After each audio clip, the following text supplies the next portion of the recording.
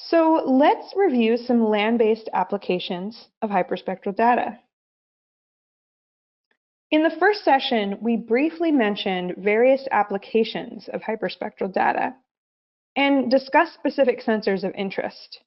So today, we will provide examples on how those data are used for agriculture, forest health and restoration, invasive species, drought and vegetation monitoring, geologic and microbial mapping, and finally, hazard detection, such as volcanic activity and landslides. In the image on the top, you can visualize various sugarcane varieties with these data. And in the image on the bottom, you can see the San Andreas Fault along a ridgeline. The first example focuses on mapping agricultural crop types. As the global population increases, we face increasing demand for food and nutrition. Remote sensing can help monitor crop types, food availability, and crop health to improve global food security. Multispectral sensors can be limited in their study of agricultural crop characteristics, such as differentiating crop types and their growth stages with a high degree of accuracy and detail. In contrast, hyperspectral data contain contiguous, narrow bands that provide a complete and detailed spectral signature rather than a few data points along a spectrum, and hence can help advance the study of crop characteristics. So for this project, a team of researchers conducted a detailed study of 5 leading world crop types: corn, soybean, winter wheat, rice, and cotton, that occupy 75% of principal crop areas in the United States and 54% in the world. The project was conducted in 7 agroecological zones of the United States, using 99 Hyperion hyperspectral images from 2008 to 2015 at 30-meter spatial resolution. The researchers developed a first-of-its-kind comprehensive Hyperion-derived hyperspectral imaging spectral library of agricultural crops. And these are based on the USDA cropland data layer as reference data. Principal component analysis was used to eliminate redundant bands by using factor loadings to determine which bands most influence the first few principal components. This resulted in the establishment of 30 optimal hyperspectral narrow bands for the study of agricultural crops. In this figure, you can see the differences in reflectance of corn in 2 agricultural zones. And in the images, you can see some of the study team members and the crops that they examined. I also want to note that we have the link here to the publication of this research. For this work, crop types and crop growth stages were classified in Google Earth Engine. As you can see in these multiple Hyperion scenes on the left, and the small classified images of corn, cotton, rice, soybean, and winter wheat. The best overall accuracies were between 75 to 95% in classifying crop types and their growth stages. You can also see the associated spectral signatures of a few of these crop types in the figures on the right to show how the researchers were able to distinguish these crop types based on the reflectance from the hyperspectral images. This research makes a significant contribution towards understanding, modeling, mapping, and monitoring agricultural crops using data from even from upcoming hyperspectral satellites. And these could be from NASA's Surface Biology and Geology mission and contributions in advancing the building of a novel, first-of-its-kind global spectral library of agricultural crops. So this was a really important research activity. In the next example shown here, we highlight a project conducted within NASA's Develop internship program. Here the team used hyperspectral data from AVRIS to monitor wildfire restoration in the Santa Monica Mountains. This region is about 63,000 hectares and lies between Ventura and Los Angeles County here in California. It's located within one of the top 25 global biodiversity hotspots. The area is home to 12 vegetation communities, which include California walnut, California bay laurel, coast live oak woodland, valley oak savanna, and riparian woodland. These vegetation communities provide valuable ecosystem services such as carbon sequestration, slope stability, and temperature moderation, and provides billions of dollars in ecosystem services to the Los Angeles region. The recent Woolsey fire that occurred in November of 2018 has damaged this sensitive area further by burning a large section of this recreation area.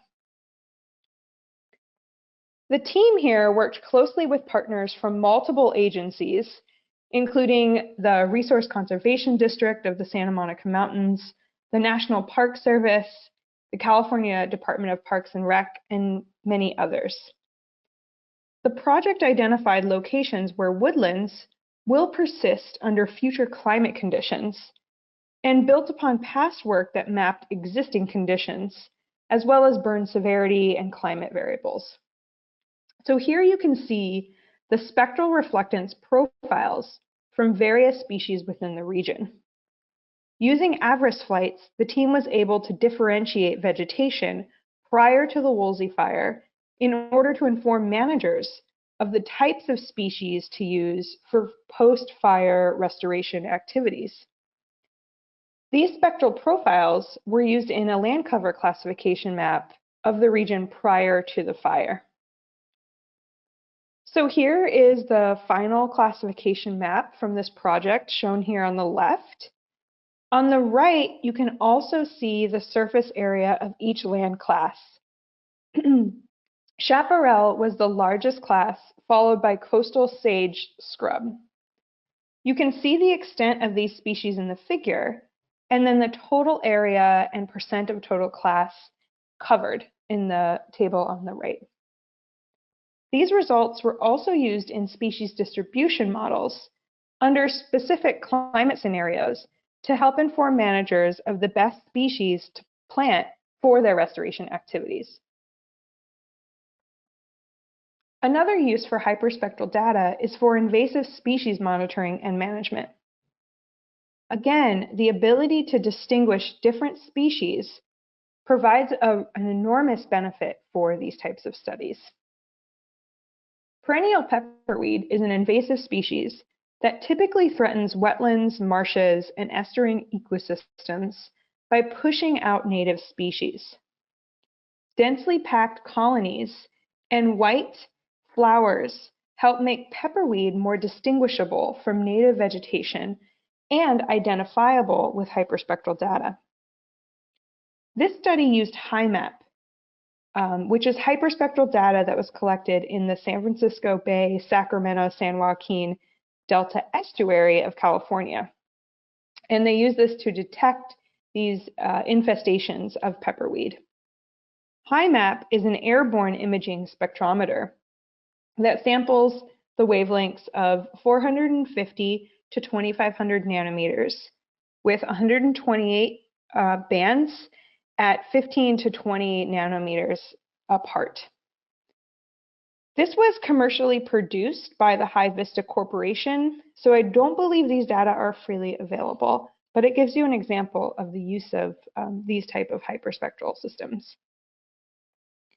I also wanted to mention that this project too began with the NASA Develop Internship Program and was completed by researchers at UC Davis.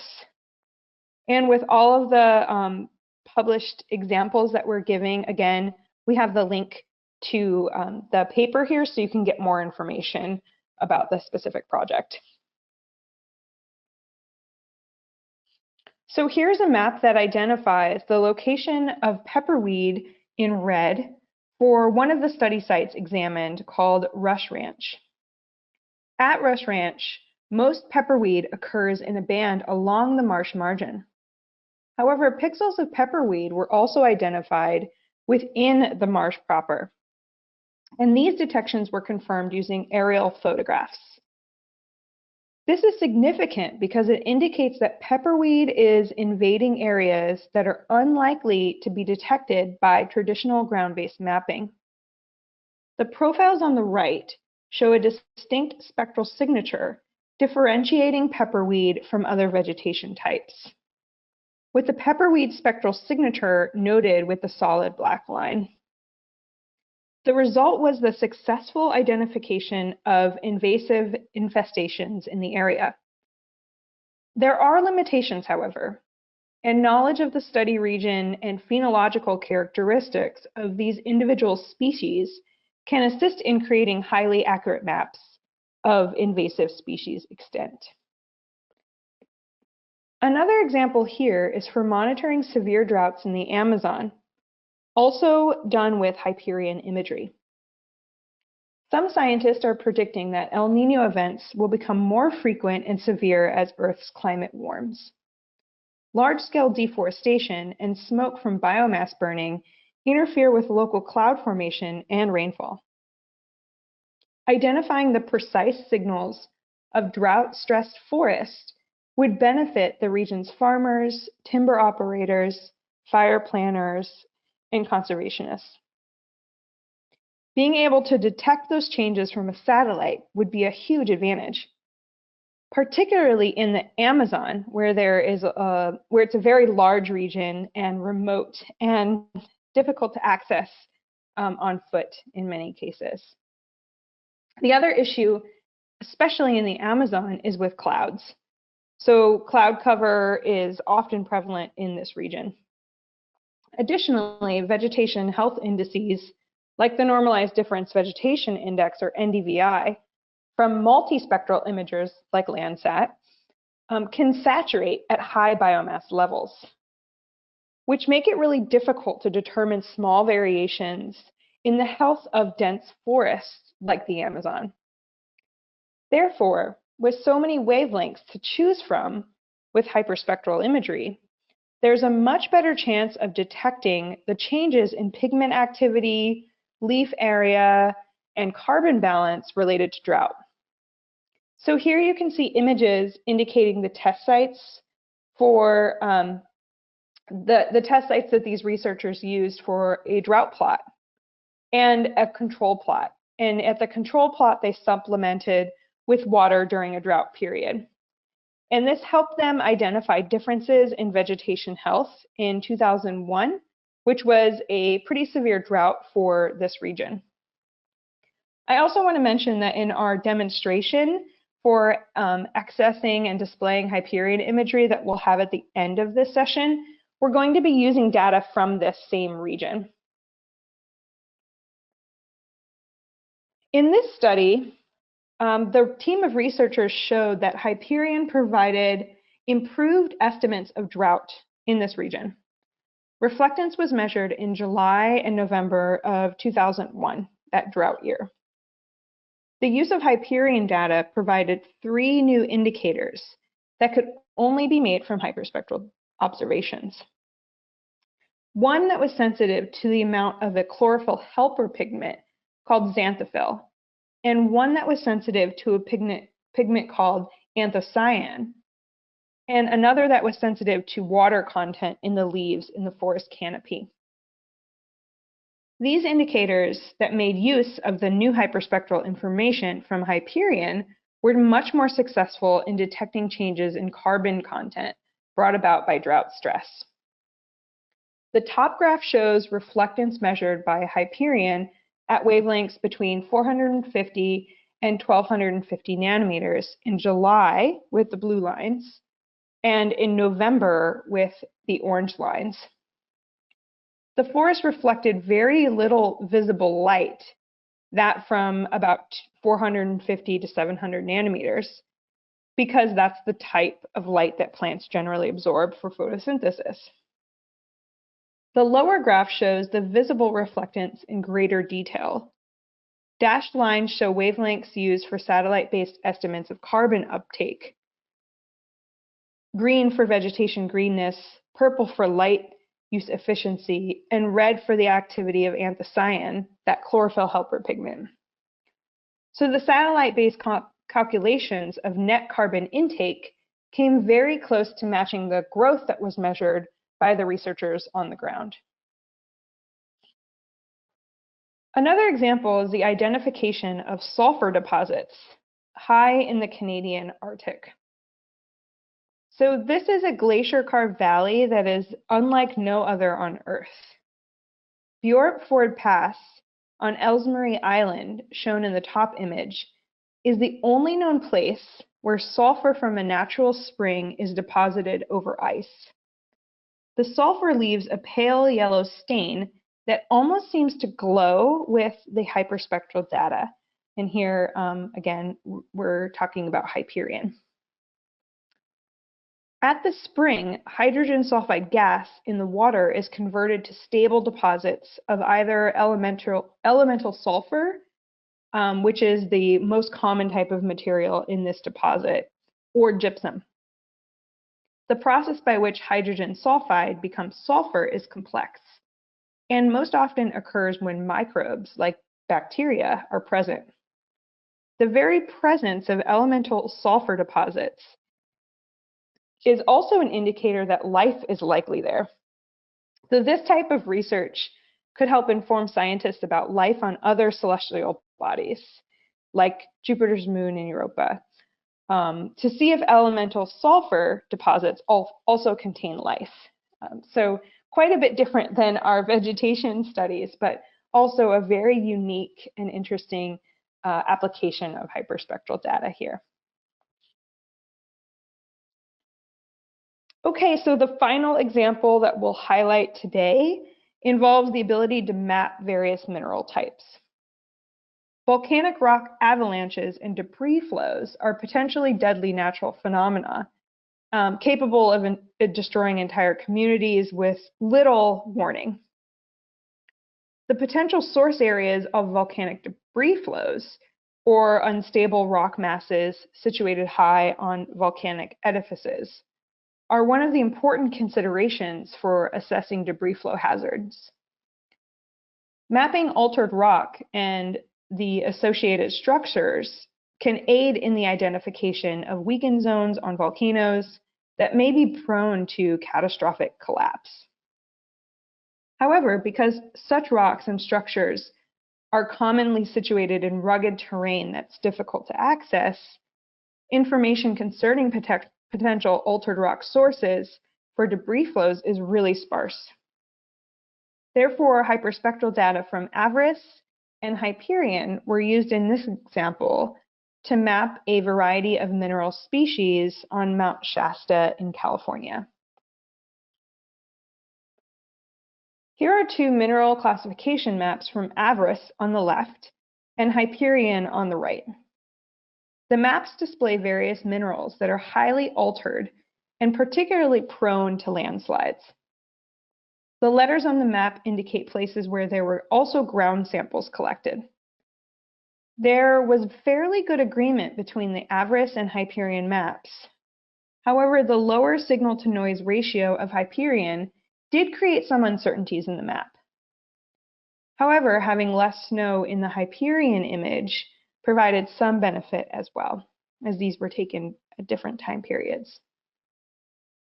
Comparisons of the imagery and a digital elevation data set acquired from both airborne and spaceborne sensors demonstrates the feasibility for remotely evaluating altered rock masses that indicate potential volcanic debris flow in these regions. So it's another great example of the use of these types of data. So now we will move on to briefly review data access and display before providing you with our short demonstration for today. One of the most useful websites for accessing remote sensing data is the USGS Earth Explorer. And we've talked about this in many of our other trainings as well. And this is what we'll be using to highlight our demonstration of downloading Hyperion data. And I also want to mention that Earth Explorer is used for many other types of data, such as multispectral data as well. So it's a great resource. Within Earth Explorer, you can specify many aspects of your data of interest to narrow your search. These search criteria include things like the data product type, the sensor of interest, the spatial extent, the date range, and the % cloud cover.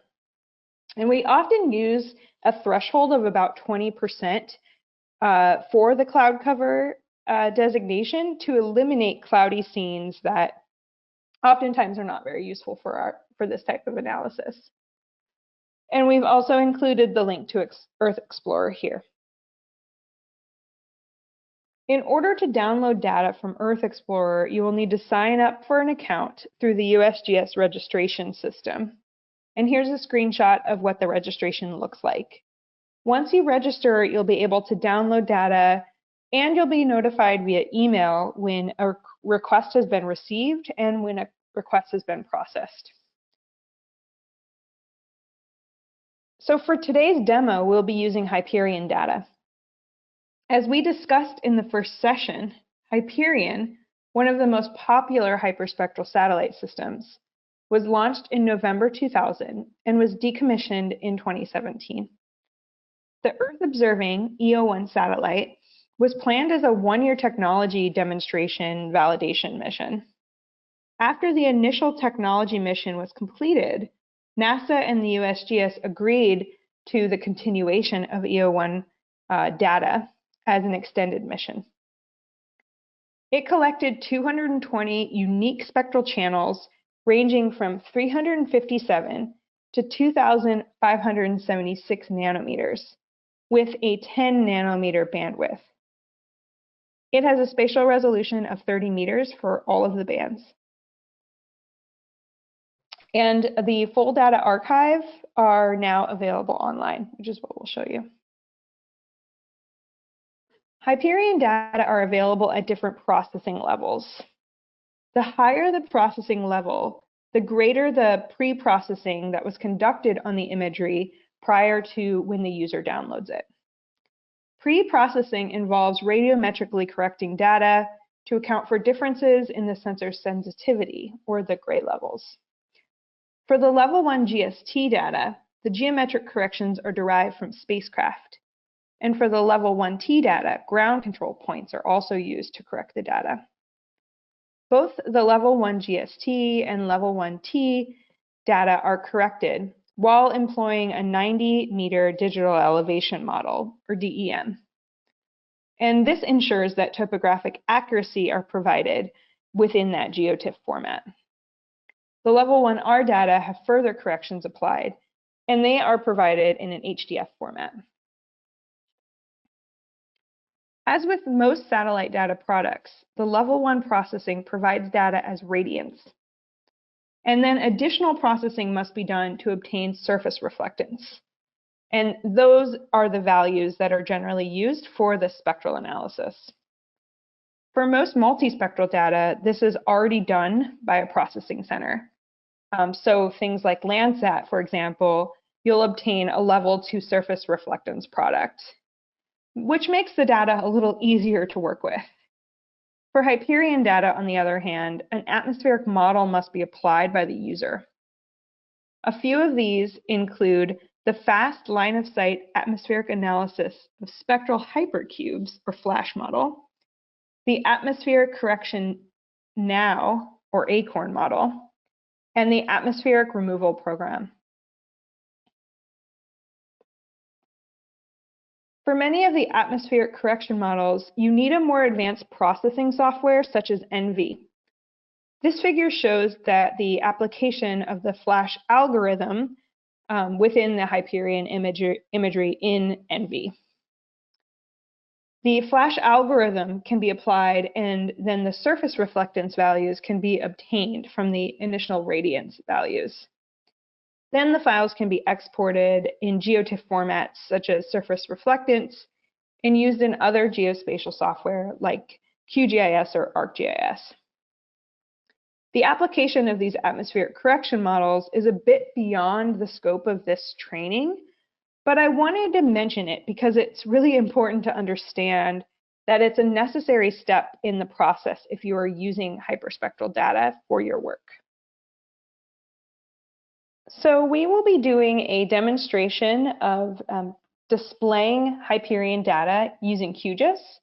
And you don't need to have this downloaded on your computer or anything for this training. It's just going to be a demonstration of what can be done. But QGIS is a really great free and open source GIS platform that has many remote sensing data processing capabilities. And we've used this in a lot of our other RSET trainings as well. You can download QGIS on a Mac and a PC, and we've included the download link here if you're interested in. Also, a nice feature about QGIS is the ability to install plugins, and there are a few relevant plugins for hyperspectral data. The first is the Spectral Library tool, which creates spectral libraries of multi and hyperspectral data and allows the user to visualize the spectra via plots. The raster data plotting is another tool that adds a panel for creating pixel profile plots as well as scatter density plots for multiple bands. The scatter plot data adapts in real time, so whenever you move the map canvas, the extent changes. So that's a really nice feature as well. And finally, the semi-automatic classification plugin allows for supervised classification of remote sensing images and provides tools for downloading and processing images. It's a really great tool that was featured a few years ago in one of the RSET trainings that we gave, but I'm not sure if it's up to date with the most recent version of QGIS, so that's just something to keep in mind. Okay, so now we will move on to the demonstration, which will be given by my colleague, Zach. So Zach, over to you. All right, thank you, Amber. So I'm gonna go ahead and be walking you all through our Earth Explorer and QGIS demo here. So we're gonna go ahead and start out in Earth Explorer. If you'll remember on one of the previous slides, there's the link to Earth Explorer. This is kind of the main screen that you'll see when you first go to this website. As Amber mentioned, you'll need to register for a login. So it's usually just easiest with Earth Explorer kind of before you start looking at data, before you start looking through the imagery that you're interested in, to go ahead and just log in. That kind of prevents you from reaching any barriers to downloading data, creating a basket where you might want to kind of house all of your bulk downloads, things like that. So I go ahead and recommend just logging into Earth Explorer kind of once you get to this main screen. So now we can get to kind of the data search portion of Earth Explorer. There's a lot of criteria that you can enter for Earth Explorer. I think probably the biggest one that most of you are probably interested in is spatial extent. So we're going to go ahead and just establish kind of a study area that we'll be working with in Earth Explorer. So there's a variety of search criteria that you can use, as I mentioned. You have a lot of options here. You can even upload your own shapefile if you so wish. That's something that you have the option to do. You can use the geocoder to look for specific features. That includes US features, things like states, cities, counties, stuff like that, and then world features as well, which you can use to filter for country, a feature class, feature type, things like that. You also have the option to define an area, kind of using this browser interface that we have here on the side. So we'll go ahead and do some of that. You can define your own polygon, basically adding a coordinate in 4 corners and whatever shape you so desire to create your own polygon. As Amber mentioned, we're going to be using data from the Amazon basin that's from the same project as the case study that we used from the Amazon. So here you can define a specific lat long point. You can get a radius from that, so you can get a circle as your kind of study area there. You can use a predefined area. As I mentioned, you can add your own shape. I think probably the easiest thing to do, especially if you're just looking to browse, is to just use the extent of the map. And so how that works is you kind of zoom in on what you're interested in, and you can just use the map frame. And then as you see here, it will kind of log all of those points for you and provide this square polygon.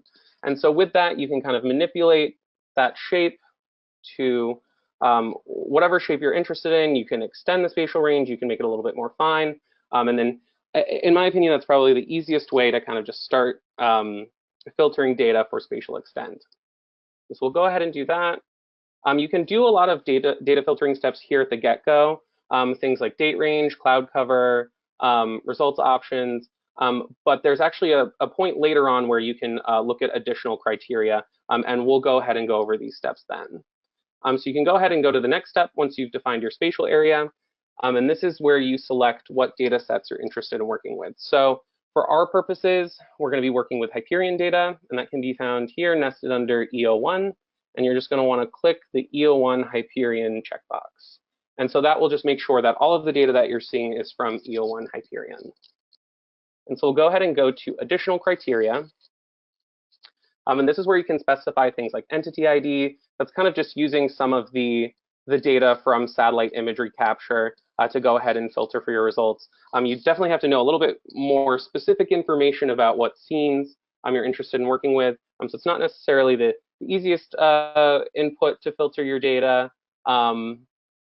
You can also look at processing level of data. As we mentioned, there's 3 level 1 products available for Hyperion. You can go ahead and select one if you're interested in receiving that product in particular. But we're going to go ahead and just leave that on all for our purposes. And then for cloud cover, as we mentioned before, we typically look for images that have no more than 20% cloud cover. So we're going to go ahead and click that less than 20% box right there. You can also define things like path and row if you know exactly where the imagery is located that you're looking for. But for our purposes, this should be a good search, basically defining the spatial extent, picking our sensor, and then making a cloud cover specification as well. So we'll go ahead and start looking at our results. So Earth Explorer will go ahead and filter through all of the Hyperion data and only provide us with data that's available within this spatial extent. So as you can see, there's quite a bit of data here. But we'll go ahead and go up here to the Show Results control. And this is a really nice way to look at the various different footprints of the data. There's a couple options here. We'll go ahead and choose this footprint one. Awesome. So as you can see, these are the Hyperion, oops, went a little too far there. These are the Hyperion overpasses that we have access to kind of within that study area that we defined. So you can see each one of them individually, and they're reflected here. And you can kind of turn these color markers on and off to see exactly where each of these data points lies. So kind of looking at the data that you have available, you'll be able to look at the metadata. So you want to click this little thumbnail image right here. And that'll go ahead and load the metadata for you. It'll give you things like acquisition date. It'll give you cloud cover, target path row, as well as the time that the image was captured. So this is really helpful metadata information that will kind of help you narrow down whether or not this data is important to you. This image in particular is from 2016. And you can also do kind of a standard browse of the imagery where you can just go ahead and take a look at the thumbnail. You can inspect for obvious imagery areas. This is kind of a false color image that you can just go ahead and explore through to see if there's cloud cover, to see if there's missing pixels, maybe some image artifacts that you're not necessarily too keen on for your own data analysis. And kind of once you've determined that the data that you've filtered through is something you're interested in, you can either kind of download one by one. And so you do that with this icon here. And then it will provide you for all of those download options that we went over earlier. And what you'll do if you want this data is you'll just go ahead and click the download button, say for the level 1R product that you're interested in, and that'll just go ahead and directly download into your downloads folder. I'm not going to do any downloads for myself for the next portion of the demo because I already have some level 2 pre-processed data that we're going to be working with for the QGIS demonstration. So I'll go ahead and start moving everything over into QGIS, and we can get started with that portion of the demo.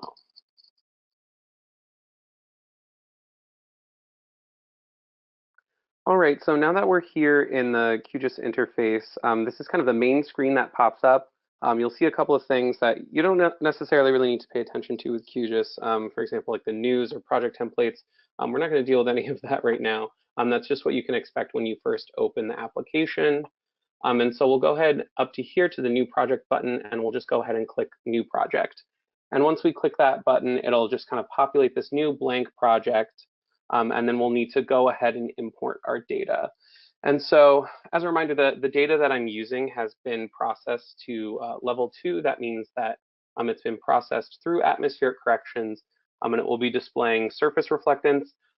This is from the same project that we showed the case study for in the Amazon throughout our case study presentation slides. But this data is based off of the level 1 products that we went off of. It's just already gone through that atmospheric correction processing phase. So we're going to go ahead and open the data layer that we're looking for here in the data source manager. And as you can see here, you have options to import a vector data layer, a raster data layer, mesh layer. We're interested in rasters. And as you can see here, I already have preloaded the TIFF that has the level 2 surface reflectance data that we'll be working with from the Amazon basin. But I'll just go ahead and show you real quickly how to navigate to whatever file you're interested in working with QGIS. You'll just go here to the Browse button, and that will take you here to browse through each of your files. And you can go ahead and click on the one that you're interested in working with. In this case, it's a TIFF. And it's the same file that was already preloaded. So we'll go ahead and add that to the project. And you can see there it adds everything in the background. This interface here might not necessarily close. You can just go ahead and close it. And you see here we have the first band, which is the gray band, kind of displayed here within our project. You can see the layer over here displayed similar to if you're used to working with ArcGIS or another GIS platform. You can turn those layers on and off. And we'll just go ahead and zoom here to a clear part of the swath. You can see there's some interference from clouds and other portions of the image, but for the most part, it's relatively cloud-free. And you'll notice that a lot of those cloud pixels get filtered out during the atmospheric correction phase of data processing. But we'll go ahead and zoom in here to kind of this clearer portion of the image. And then what we're going to want to do is go ahead and do an RGB band combination. So that's red, green, blue. And we'll just be picking different bands from this image so that we can create a quasi-true color image that's going to look a lot more like what we would expect. So as I mentioned, this is kind of just showing the gray band for now. It's a nice outline of what's contained within the image. But we'll go over here to the layer styling pane. And if this doesn't open up when you first import the image, you can just go to this button right here and click on that. And that should open this interface for you right here. And so it's pretty easy when you're creating that RGB image. You can kind of just go through and click which bands you're interested in working with. For this data product, we have 196 bands that kind of pass that quality control phase and are useful for the analysis that was done for this project. You can see all of those data, all of those bands displayed here kind of in a 1 through 96 format. And then I have the associated metadata that tells me what wavelength each of these bands corresponds to. So the first, I want to say 70 or so bands correlate to the visible part of the spectrum, and those are the ones that we're going to be interested in working with. And so we'll go ahead and start out with the red band here, which will be band 27 in this case, and that corresponds to around 620 nanometers in wavelength. For our green band, we're going to choose band 20. And this band correlates to around 548 nanometers, around that range. And then for the blue band, we're going to choose band 12, and that band is around 460 nanometers. And so as you can see here, kind of with that combined red, green, blue image, we have a little bit more what we would expect out of a quasi-true color image, close to a true color image that looks more like what we'd expect to see kind of from that satellite. And one thing that I want to note here is that you can kind of play around with these bands to see how the image differs, how certain parts of the image might be highlighted when you change some of these band combinations. So for example, we can start with the green band here. Say we wanted to change that to 16. You can notice that certain areas that are vegetated change in color and are highlighted. And that's just because depending on the vegetation species, there's going to be a different band that potentially is reflected more frequently by that type of vegetation. So for example, if you wanted to change that to 22, you could see again, it looks a lot more like the original image that we created, but you just have those options there to kind of mess around with the bands and see what type of land cover types you might be able to kind of highlight just by doing some simple experimentation with the bands. And so we're going to go ahead and I went ahead and put that back to kind of our original quasi-true color image. And on top of that, you'll be able to use the value tool in QGIS. This is a plugin that's really easy to install on your machine. And I'll go up here to the plugins manager. So you can click here in this tab, manage and install plugins. And then you can just do a quick search after it's done connecting to the plugin manager. You can see there's 629 plugins currently available for this version of QGIS. And if you were interested in the value tool, you just have to type it in here in the search bar. It'll pop up and it's pretty easy to just install really quickly in your interface in QGIS. But we'll go ahead and enable the value tool. And this is going to allow us to start exploring the image pixel by pixel, looking at different spectral profiles across the image. And so we'll go here to the graph, and I'll just go ahead and set a quick max and min. This changes the maximum and minimum in the plot for the y-axis, which is surface reflectance in this case. And the only reason I'm doing that is to just make that first portion of the bands a little bit easier to view. Like I mentioned, we're really just interested in kind of that first half of the bands, which display the visible part of the spectrum that we're really interested in working with. So I went ahead and changed that, and then we're going to go ahead and just toggle over here to the image. It'll take a second to load. Okay, awesome. And so when we toggle over different portions of the image, we can see different spectral profiles populating in the first 80 or so bands that we're really interested in working with, like I mentioned. You can see here, if you toggle over different parts of the image, you'll see different spectral responses, different spectral profiles. So we have a very heavily forested area here, and the spectral profile of that has its own kind of distinct shape to it. And then we can go over here to some more bare surface, different types of land cover, and we can see how that spectral profile changes. And then we can even toggle over, say, this river area and see kind of what the reflectance looks like in the water itself. So this is a really cool way to go ahead and start exploring what spectral profiles you can expect from your imagery, whether or not there's a way to differentiate between different, say, vegetation types based off of that spectral profile. That's definitely something that you can get a little bit more in depth with, but for the purposes of this training, we just wanted to show you a really quick and easy way to go ahead and start exploring what some of those spectral profiles look like. And with that, I think I'll go ahead and hand it back over to Amber. Amber, back to you. Thank you, Zach, for that great demonstration.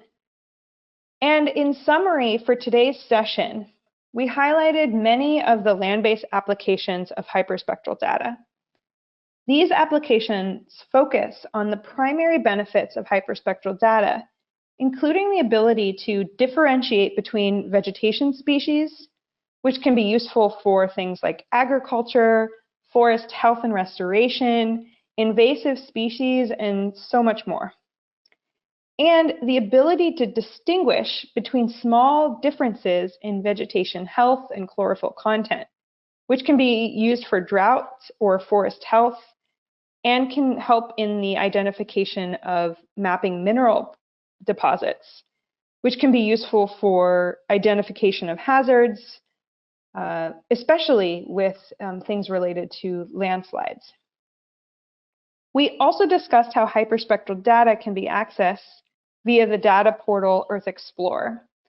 However, it's really important to remember that processing is required to account for influences such as geometric and atmospheric, and most of the data are available as radiance, which necessitates the conversion into surface reflectance prior to generating those spectral signatures. So these are some things to keep in mind when using hyperspectral data. And then finally, we demonstrated how to access and visualize Hyperion data.